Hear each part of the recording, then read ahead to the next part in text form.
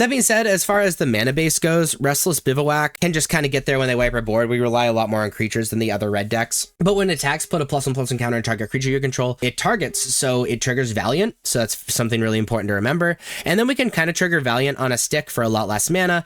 With Rockface Village, we can pay 1 mana and tap it to have target lizard, mouse, otter, or raccoon you control get +1/+1 haste until end of turn. This also triggers Valiant, and we just need this land and like one other land to trigger Valiant every single turn. So this is all very, very powerful and really, really reliant on the Mice and Valiant synergies. As far as the sideboard goes, Destroy Evil is for enchantments and creatures with toughness 4 or greater, like specifically for temporary lockdown, are very, very good against that card. Lithomantic Barrage allows us to deal with these like Haughty Djinns and Abernoculuses and things like that. Torture Tower, mostly for these other aggressive decks, makes other Heartfire heroes not trigger, and it's just a decent removal spell.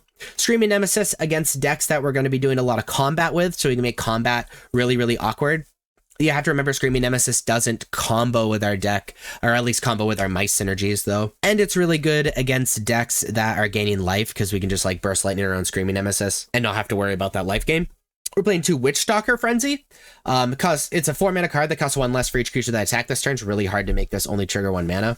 Or only costs 1 mana, and deals 5 damage to target creature. We side this in against decks that have large blockers that we have a hard time attacking through. And then we're playing 3 Sunspine Links, which is a 4 mana 5/4. Players can't gain life, damage can't be prevented.